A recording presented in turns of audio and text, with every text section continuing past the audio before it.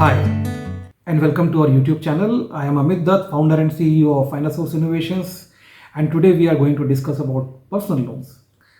So, personal loan एक unsecured loan होता है, which is a very versatile financial tool which offers an individual कि वो अपने various financial needs के लिए एक लोन ले ले एंड उससे अपने इमीडिएट नीड्स को एड्रेस करे. For example, you may need sudden money for your medical expenses, wedding expenses, maybe you're planning a vacation and में some other requirements आपके लाइफ में आ सकती हैं जो कि अनआइडेंटिफाइड हो. तो आप ऐसे केस में आपको इमीडिएटली मनी की ज़रूरत पड़ती है और बैंक आपको पर्सनल लोन काफ़ी क्विकली डिसबर्स कर सकता है. सो फीचर्स क्या क्या होते हैं पर्सनल लोन के? ये एक अनसिक्योर्ड लोन होता है. इसका मतलब ये होता है कि आपको इस लोन के अगेंस्ट में बैंक को कोई कोलैटरल नहीं देना है.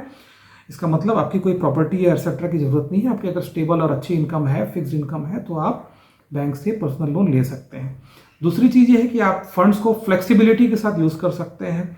आपके ऊपर बंधन नहीं है कि आपको इस पैसे को इसी चीज़ में ही खर्च करना है. अगर आपने होम लोन लिया तो घर के लिए ही आपको खर्च कर सकते हैं. आपको व्हीकल लोन केवल आप व्हीकल ही खरीद सकते हैं.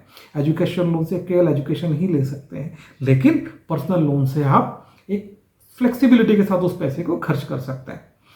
इसमें दोनों तरीके के इंटरेस्ट ऑप्शन होते हैं. फिक्स्ड भी होते हैं, वेरिएबल इंटरेस्ट भी होते हैं. फिक्स इंटरेस्ट का मतलब from the date of taking the loan till the end आपका रेट ऑफ इंटरेस्ट सेम रहता है. वेरिएबल रेट ऑफ इंटरेस्ट जो होता है ये मार्केट कंडीशन के हिसाब से वेरिएबल रेट ऑफ इंटरेस्ट बदल सकता है. ओके, देन इसमें आपको फिक्स मंथली पेमेंट्स ईएमआई के फॉर्म पे आपको बैंक को हर महीना देना है. और एक इम्पॉर्टेंट फीचर ये होता है कि इसमें आपका लोन का approval process and disbursement process काफ़ी क्विक होता है. 1 से 2 दिन के केस में आपका लोन डिसबर्स भी हो जाता है. अब आते हैं eligibility criteria. Eligibility criteria of personal loan में क्या होता है कि सबसे इंपॉर्टेंट एलिजिबिलिटी क्राइटेरिया होता है इसमें क्रेडिट स्कोर. मिनिमम 700 आपका सिबिल स्कोर होना चाहिए. जिसके ऊपर जितना अच्छा उतना अच्छा होता है.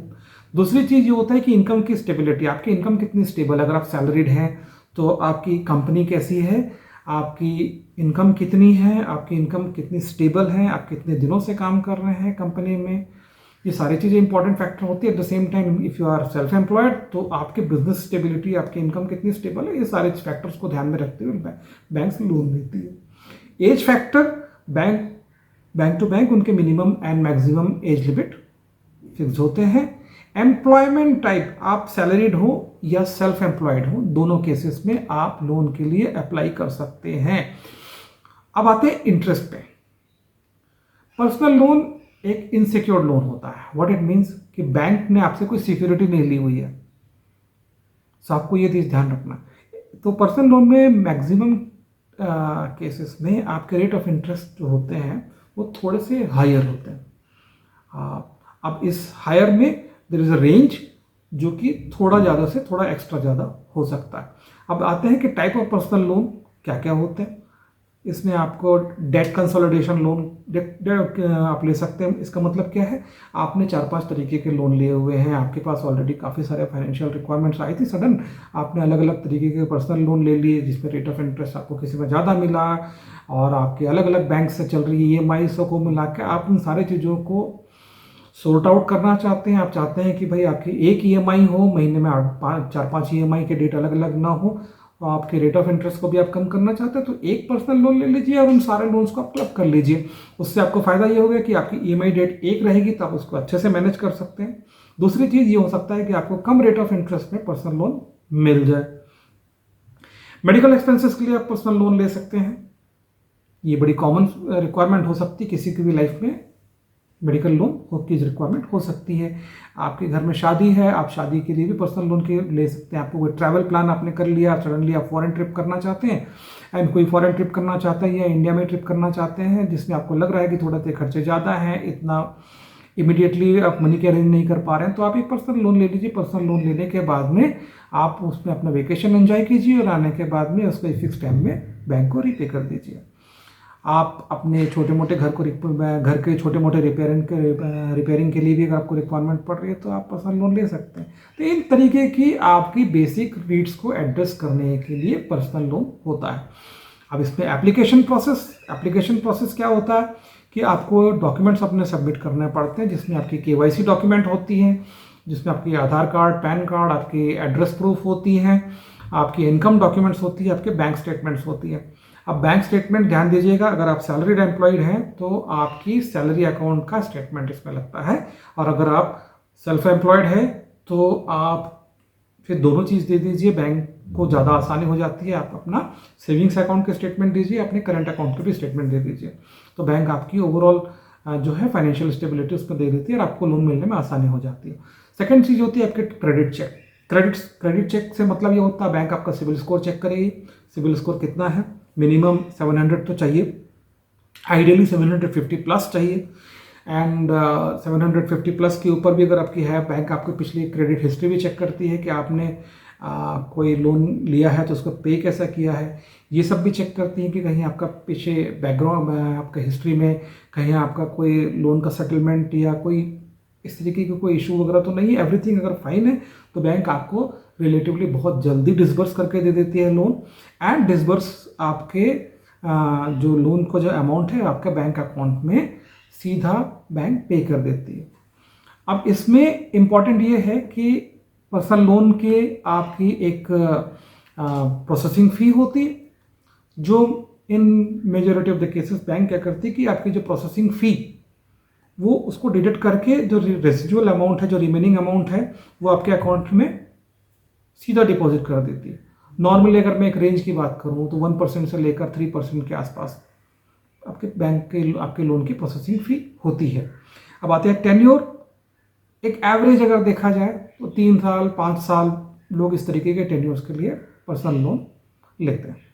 फैक्टर्स जो आपको कंसिडर करना है पर्सनल लोन को अवेल करने से पहले, इंटरेस्ट रेट वेरी इंपॉर्टेंट है, क्योंकि इंटरेस्ट रेट जितना हाई होगा, ध्यान दीजिए, आपको उतना ही ज़्यादा महंगा वो लोन हो जाएगा। इसलिए आपको अलग अलग फाइनेंशियल इंस्टीट्यूशंस का चेक कर लेना चाहिए कि आपको कहाँ पे सबसे कम रेट ऑफ इंटरेस्ट पे आपको लोन मिल रहा है, very important.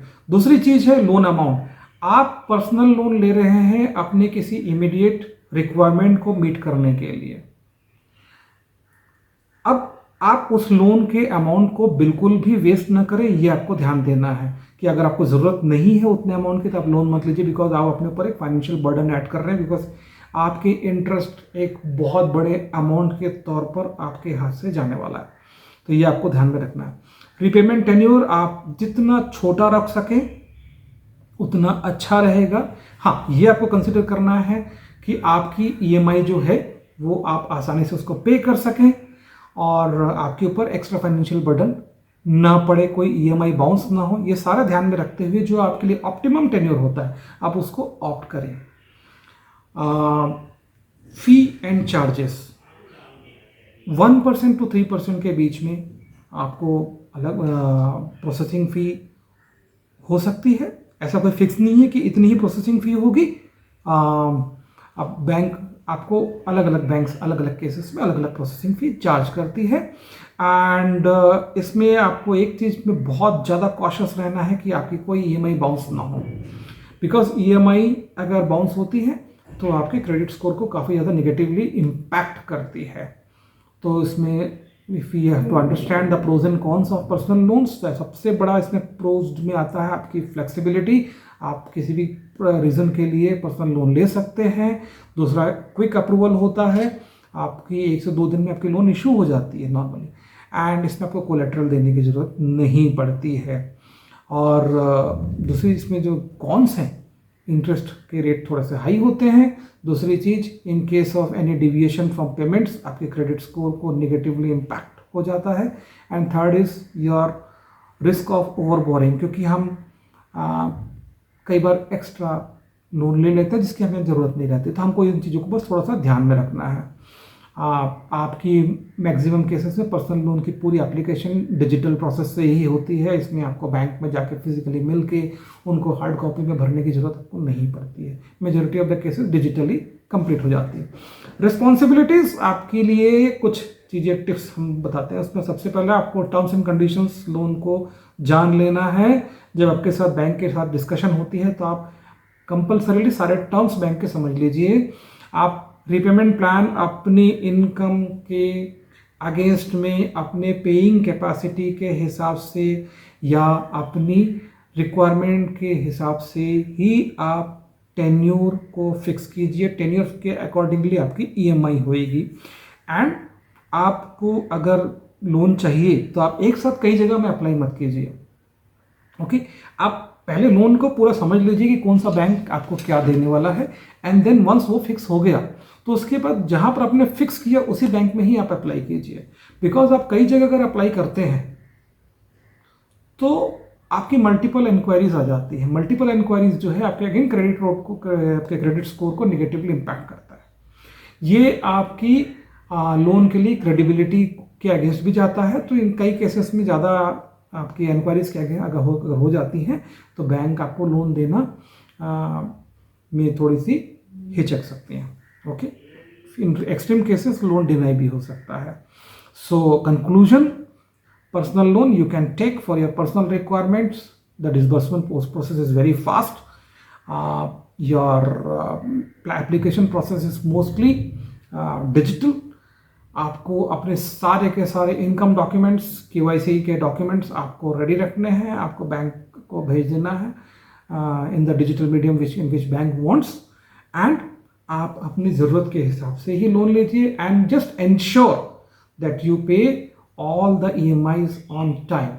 So with this we conclude our session on personal loans. To just stay connected with us because we will bring multiple videos on home loans, personal loan, business loan, education loan, vehicle loan, agriculture loan, and we are going to bring a lot of other informative videos which will going to help you to understand your finances and just stay connected. Please share our video amongst your groups and friends, and also do subscribe our channel, and please do not forget to hit the bell icon so that you will keep on getting our notifications which will keep you more and more updated on various financial products and schemes. Thank you so much. Wish you a great day.